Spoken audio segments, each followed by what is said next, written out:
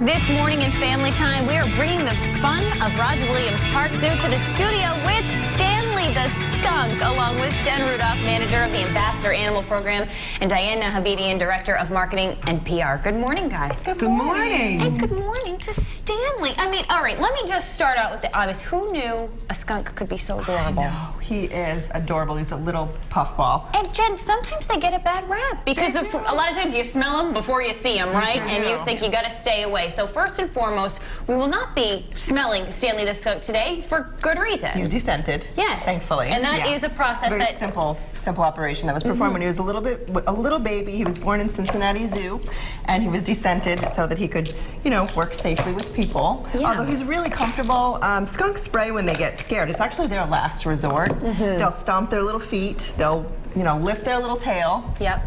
As a flag, and if that doesn't work, they'll spray. Stanley doesn't really get afraid of people, so I think he would be okay. But let's not take any chances. Well, because he is very used to people, to kids.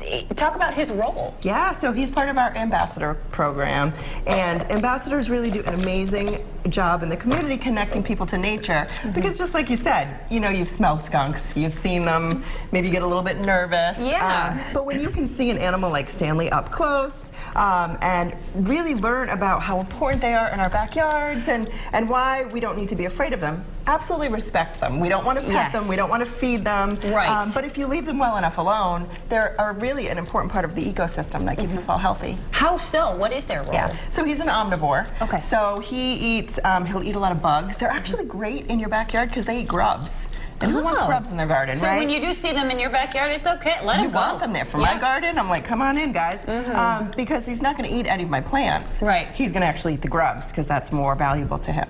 What is he eating right now? I know, first of all, he's a smarty pants. He's already discovered a lot of treats in there. Yeah. So he's got, well, he gets a little bit of dog kibble, but then he has some boiled egg, he has some carrots, some green beans, and then some, I think, green peas today. And look at his hands just going, but I see the sharp nails there. Yeah, and this is part of a really important part of an ambassador program is to make sure that these guys are able to express themselves naturally, right? So skunks are always digging out in nature. So we really want to encourage, you know, him to be able to do that. We could give him his diet on a plate. Yeah. But that's not really fun, and you know, I mean, we want to have fun too. It's cute to see him work as well, and like we said, he's flying through it. But Diane, this is obviously one of the many animals that do this ambassador program. There are so many other animals that we can see right now. The zoo's open every day, so we're open 12 months a year, and now's a really nice time to come. It's not as crowded as in the summer. Yeah. It's half price. Tickets are half price through January and February. But most of the animals are out. If it's for winter especially, the snow leopard, the moon bear, the red panda, they're all out. And they thrive in these conditions, they love right? this weather, so they're more active.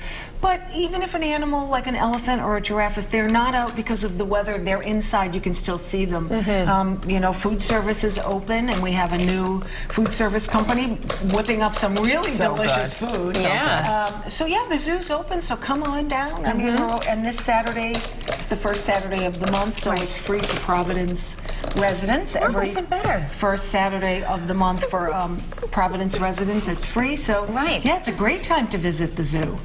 And we see Stanley making some movement. Was that maybe he got a little nervous from the movement there, just taking his nail a moment? got caught, and then I think he couldn't get it out, and then, you know, but he recovers pretty quickly. But it's nice to see these natural tendencies of animals because there are some things that, they're predators out in nature, so, you know, animals are going to experience stress. We want to really try to regulate that, obviously, as much as we can. Certainly. And Diana, I know we mentioned the zoo is open. There are some special events, too, coming up, some of which might not be on our radar because in years past they've been a little bit later. So Frog Watch is February, the training for Frog Watch. We are looking for citizen scientists to help us monitor frog calls. Amphibians are very important in nature, and we want to make sure we're not losing amphibians. Right. So Frog Watch Citizen Science program is February 23rd and March 8th. You can go to rwpzoo.org and sign up, but it's a wonderful program, and it's great for families. It is, and it kind of encourages your own curiosity, right? You hear those frogs croaking and everything, and you go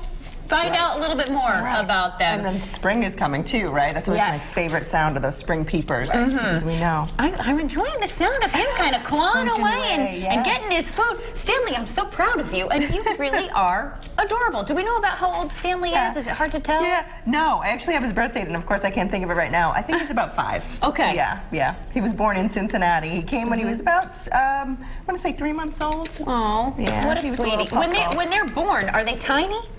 Yeah, they're really, really, really cute. Okay. Yeah. And is this about how as big as he'll get? Maybe He's full grown for Okay. sure. Yeah. Yeah, he's Well, full grown. Stanley, you have been such a lovely guest. We look forward to having you back. He's not paying any attention to me, and for good reason, because there's food in front of him. You and I are pretty similar in that respect, Stanley. Ladies, thank you so much for Thank you for joining having us. So many other wonderful animals that you can see at the zoo. A reminder that they are open, as Diane mentioned. If you want more details on the Frog Watch and more and some fun skunk facts, head on over to roadshow.com.